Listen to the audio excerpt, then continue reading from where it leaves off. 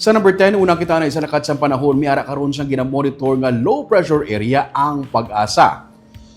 Sa karon ining bagyo nga ada sadto no nga naghuyang karon kag nangin isa na lang ka low pressure area kag sa gihapon sa sulod sang Philippine Area of Responsibility. No, wala na ini siya sang direkta nga epekto diri sa aton sa Pilipinas kag ginapaabot nga hindi naman ini siya mag-develop pa sa isa ka bagyo.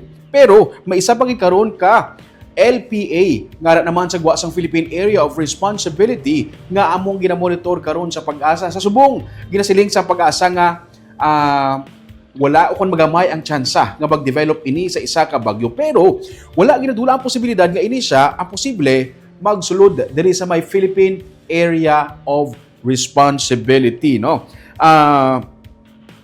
Sa karon sa Pag-asa magamay pa lamang ang iya tsansa nga mag-develop ini sa isa ka bagyo. Pero dapat kita sa gihapon mag-monitor sa lakat sang panahon sa Pag-asa para may baluan naton ang iya sini nga lakat.